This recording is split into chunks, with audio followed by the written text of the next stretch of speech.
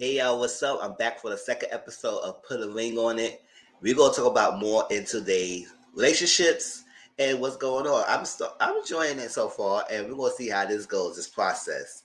So check it.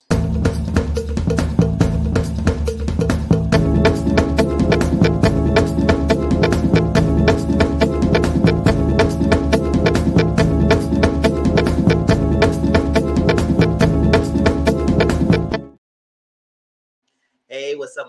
My name is Mizzle. You watching my channel Mizzle14, and now back doing the review of Put a Ring on It, season 4, episode 2. What's the stuff?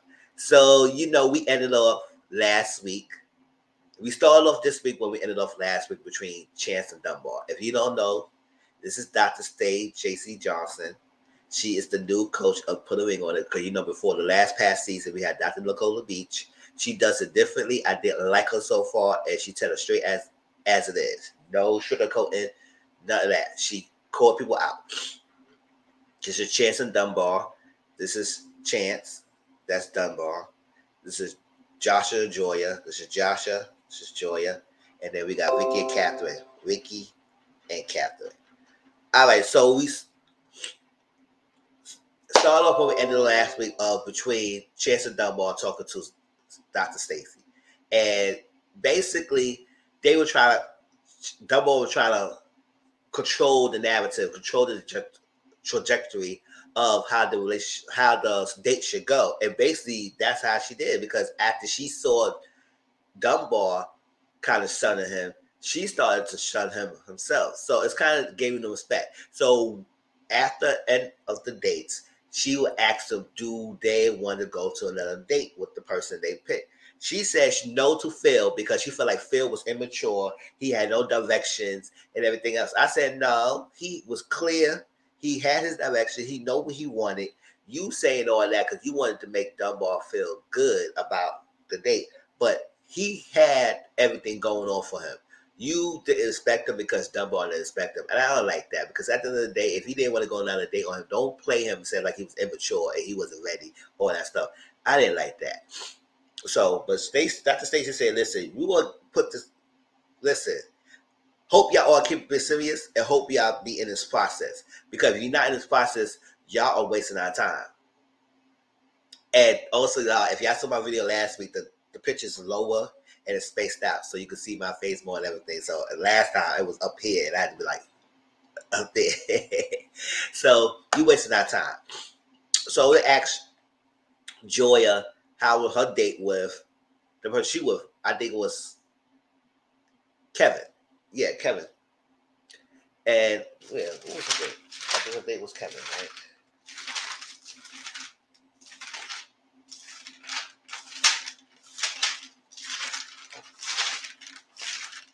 No, I don't know about why.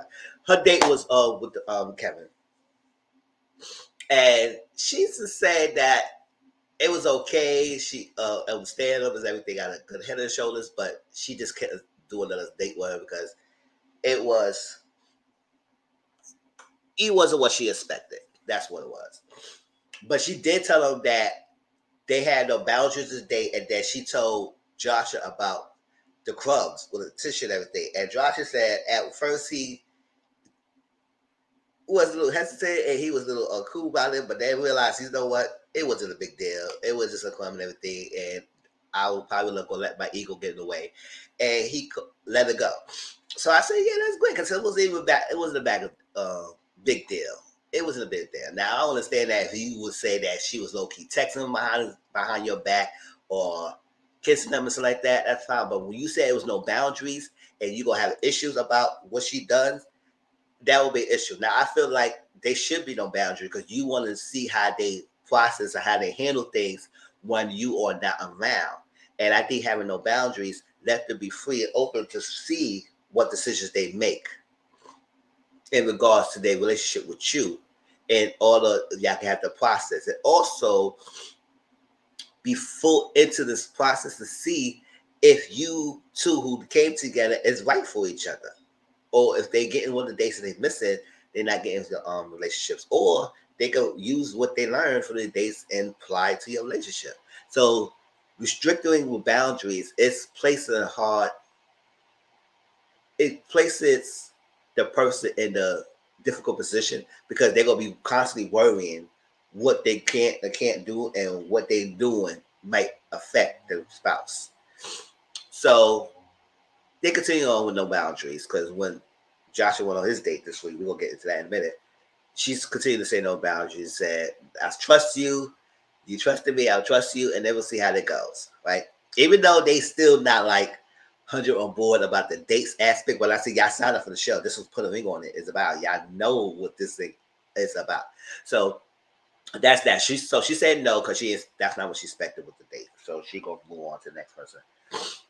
Vicky and Catherine, they updates that Catherine says she Joey Mark, he was a fun to speak with and everything, and she had a lot to learn from him, and he was very intentional, and that was good. Because she said the roses that she got from Mark on the date, and they said, oh, we got roses, because Ricky so explained to us he barely really do that for her. He barely don't do that small things or take out on a date constantly. He already do that much because he said he focused mostly on the big things with the bills and everything. I said, yes, that is important. And we couldn't find out his living situation. So now make me pause about the extra stuff, but we get in that in a minute. The date. So because he focused on the big bills, he don't think about the small things and realize that the small thing does matter. I said the small thing does matter. As much as you do to get her, you got to continue to do that. And vice versa. Small things matters. Like with me, small thing does matter to me. Say a good morning text, thinking about me, this, that. Let's go out to eat. That's like small things does matter. So you got to do with that. So the roses that she got, she put it on his side of the bed to remind him that this is what it is. She's like, oh, really? And he said, yeah, never mind. Just give me a reminder that I had to step up on game. I said, yes, because if you're not doing it, somebody else will. And really good. So she said no to Mark, even though she had a good time and everything. She said no. So they all say no to the second date to the person they with, and they're gonna choose. Next time they go on dates, it will be completely different people. So Stacy told them just keep in this process, and I'm gonna help y'all along the way. Damn, my nose is itchy, y'all. Sorry, not right. That's right. I don't know how I was itchy so much. So let's go from here all the way over here again. Ricky and Catherine. They explain a little bit about their home lives, right? Because we know that Ricky has a kid and he used to be married before. And I was like, yes, because he was married before, I don't think he's rushing into the new one because he wanted to make sure that it's legit, is ready to step in that role again to be married. Because yes, when you get married before and you get divorced, you're not so quick to get married again, unless some people are, but you're not quick to get married again because you want to make sure that you don't fail the second time. You don't want to continue get married, get married. So he been married before. So I feel like from that, or you healing from that marriage, or you working on yourself, or you going to healing therapy, or you going to counseling and stuff like that. And that's what we need to heal and move forward. And Catherine, she'll understand because she never been married before. She want to get married too. It's like you gotta understand he been married before, so you gotta understand what's his fears of getting married again. Now, the whole situation. They was home. He getting ready for his second date, and then we see his sister and his brother there, and we come to realize to find out that they live with them. And also, I think he said his mom and father. I said, so you got a house full of people in the house, right? The sister got her kids there. I guess his brother got whatever he got over there. And then y'all two, and then the mom and everything. I said, so you got a full house. And you mean to tell me you the only one paying the bills? That's what I'm saying. Because you say you focus on the big bills in your house. But you have other adults in the house, so you can share the bills and responsibility. Because ain't no way you gonna have all these adults and you the only one paying the bills over here. So I'm trying to understand, if you have all these people in the house, why come you can't do the small things by taking Catherine out doing other things? First of all, I feel like before you even want to get married with him, you and him need to have your own place together. Because all these people in the house is not helping. Because when the situation go on and y'all have an argument or you have disagreement, something like that, they will butt in. And most 9 out of 10 times, since that's his family, they mostly would probably stick by his side. Low key, got to that's their brother or his son and everything. So I feel like let's move in and you have your own place, or if that's your place, let them get their own place before you want to get married with her. Because I don't want to watch. Now we find out they have all these people in the house. I wouldn't watch to get married to him either. I know y'all know each other for 10 years and y'all been friends for like 10 years.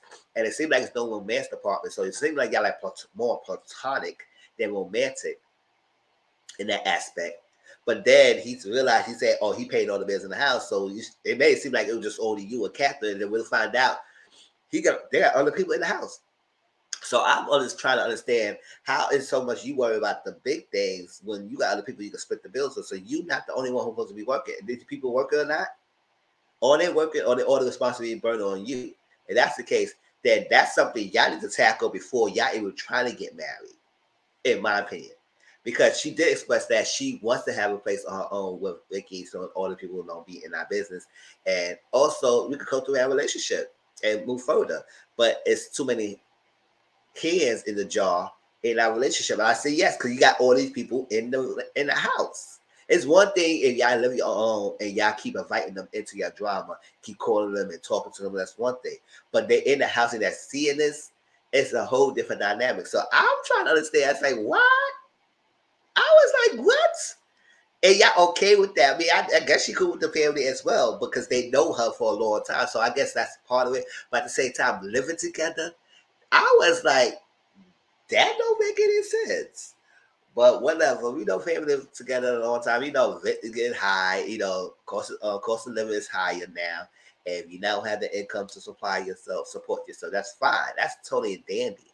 But I just feel like if you're all y'all in the household, it shouldn't be any reason, Ricky, why you not doing the small things of taking out on a date and buying flowers. And now she did say in the figure counseling session, she said, oh, yeah, I like the small thing, I like the flowers. And, you know, I want the PS5 soon, and I want that for, I said, you just said the small things. How we get from the flowers to PS5? And I got a PS5. So I was like, that's crazy that you just jumped for that. I said, oh, you a gamer, girl? I love that. So, but she said another issue that she had with Ricky is that Ricky listen to response, and not listen to understand and comprehend. And a lot of people does that. Like when you have a conversation back and forth with someone, you don't listen to the other person's side of things. You want to listen to have a rebuttal real quick or respond, and that's not good. So I feel like he needs to work on his listening skills and work on that, and also that living situation. And I probably need to speak up more. But if I do speak up, and he not listening, then maybe you should not rush into marriage with him to realize if he get these things in order, right?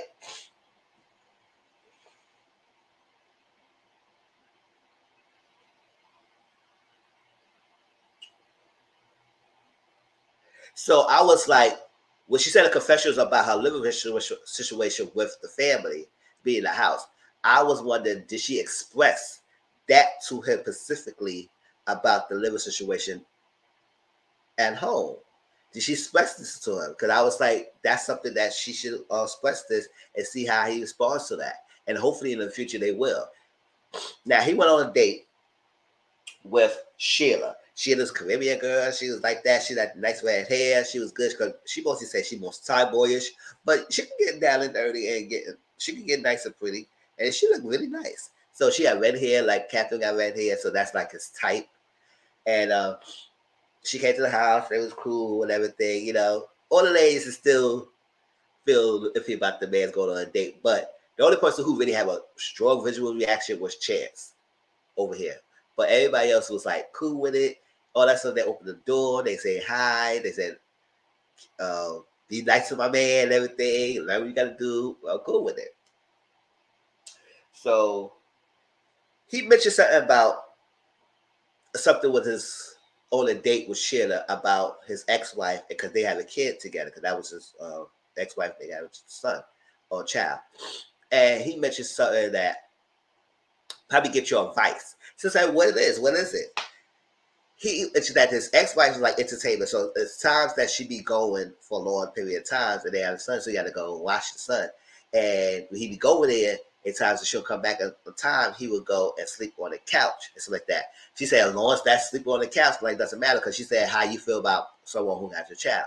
And I agree with Sheila. It's like I don't have a problem dating someone because I'm in the community and everything, and I like men and everything. If I date a man and he's has a child, I won't have no issue with that, as long as that the relationship with the person you have a child with is amicable. Y'all good, y'all co-parenting, and there's no drama. And I'm not being part of it because I'm not getting blamed for stuff that you missing birthdays, you missing vacations, you missing visitations, you didn't do this, you didn't do that. I gotta make sure y'all's in the chat. So what if you and your ex-wife is a good co-parent and there's no issue in your relationship, then that's fine. But if it's gonna be a problem, so it's strain things and there's gonna be an issue of us dating while you take care of it, and sometimes people, females might not like when a guy's bisexual, whatever that is, or have an issue to dating another man. That's gonna be a whole new layer, and I can't deal myself with that. Get that under control, and then you can start dating again.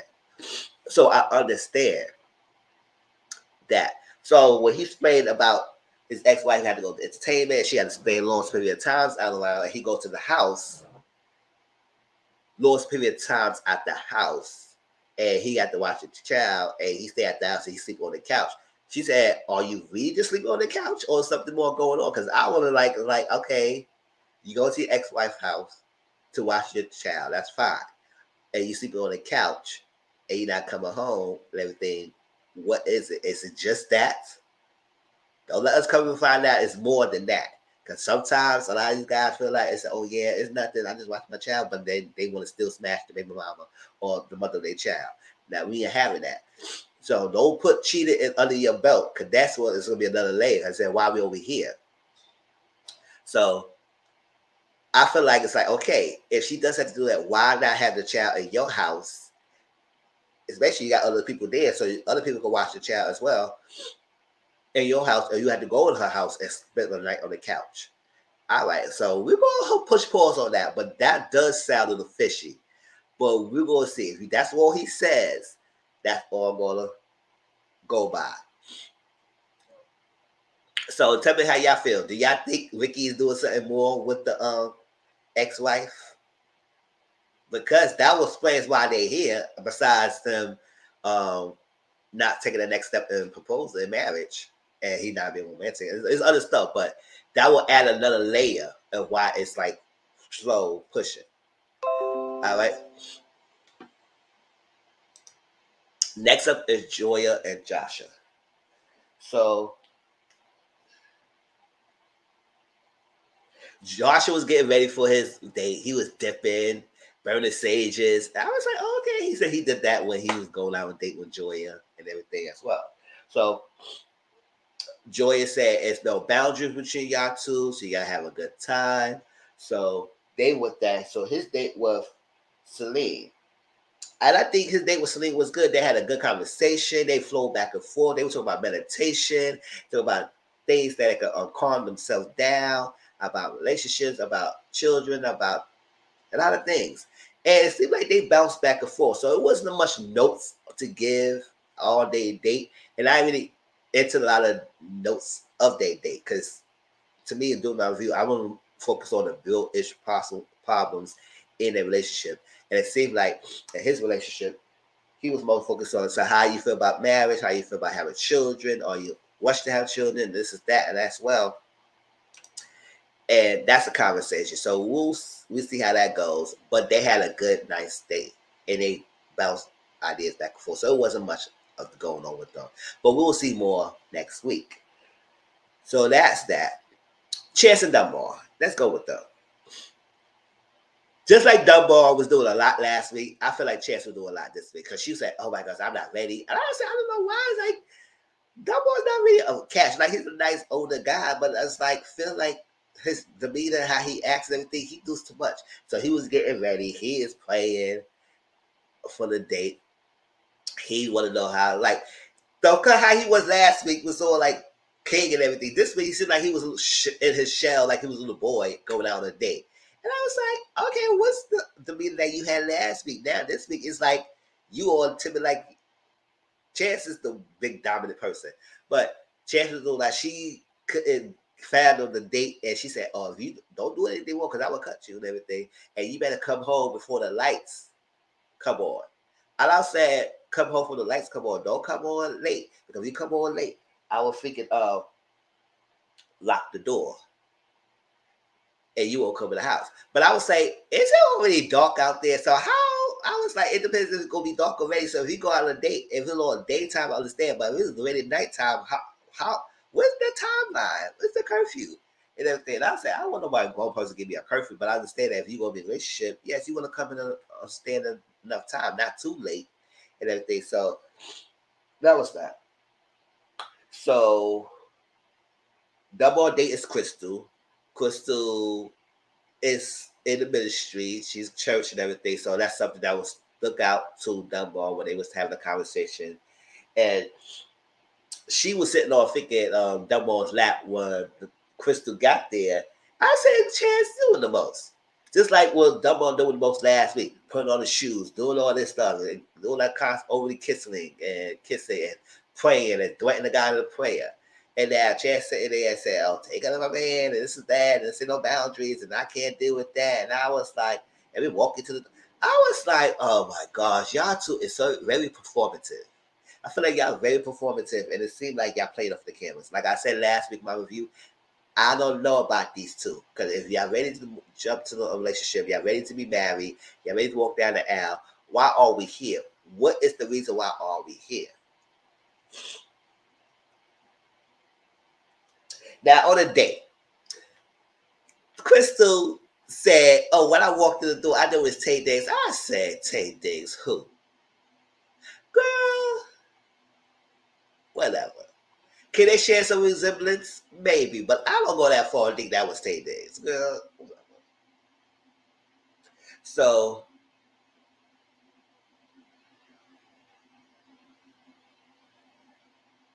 they were talking about submissiveness. And the date said, "I will be submissive to you." I said, "Why is that the go-to thing of someone?" He said, "What's submissive to you?" I said, "Submissive to you, like, I will let my man lead on things." He said, "Okay, good. I was like, but why do you need to be submissive in order to be in a relationship? Like, you can't be your own and without submit, just be completely submissive. That's like a trigger word for a lot of things." I would say, I would never want to be submissive to someone. I would be a partnership with someone. At some point, when somebody lead, it's fine. And some things I will lead, that's fine. But it's an equal partnership, not of a submissiveness that you always lead in and I always got to follow through, because that takes into control at some aspect. So after the date going on, that was good. And they connect a lot on the ministry and church and God. Dr. Stacy sometimes go to their houses and work on a one-on-one on a group single group sessions, because they have a group therapy. They also have individual counseling sessions. So she does the individual counseling aspect part of it with those together or one-on-one with the people. So Chance and Dunbar was the first group that she decided to go to. And she said she wanted to go to you because she said, y'all confusing. And at one point you said you were traditional wife and everything. And Chance said you not traditional, but then y'all said, "Oh, he's everything for me, and everything works out, and we're all great and everything." So what is it? You're not traditional, but things is all great. All this it got all very confusing. It's like y'all give us mixed signals. What is the underlying issue? What is the problem? Because y'all playing and saying everything is good, but then some issue rises, and y'all counteract that.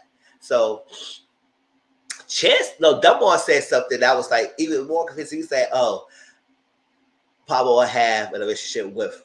He said that the Pablo will have with Chance is that when I give suggestions or anything that needs to be done, like any big things like books or whatever major projects and major events in Chance's life, I would like to be. She don't come to me. She go to her father first to get his advice and then undermine me and no, he would ask me and all of that. And Chance said that's not true. That's not true. So I said, okay, give us an example of what is it. And then he gave a vague example, and it's not we not understanding what he's coming from. I'll say, so what are you saying though? You saying that she gets advice for her father of things. I said that's because her father, she could. I mean, why not get advice from your father if her father is still around? So what's your issue? Is you don't feel like she values your input, or you not feeling needed and everything? Because he could give no concrete answer. So Dr. Stacy said, you know what? Let me talk to Dunbar one-on-one. Because it seemed like something there he's not saying. And we need to get this the bottom of the root of the issue. And he had big fear. And Dr. Stacy said, false evidence of appearing real. And I said, oh wow. She broke that down. And you know what? That is true. False evidence appearing real. You may appear real, but you giving a false sense of self. And what is it? And he don't feel valued or useful, and he needs the attention. So I said, oh, so you need a validation and attention a lot since you wasn't getting that much growing up. Because I missed a little bit about what he was saying, but he does say as much as he was saying, I conclude that he needed attention. He wasn't getting that much. So the fact that when he feel like Chance go to her father for advice and stuff like that, and not go to him, he feel like he's not being valued.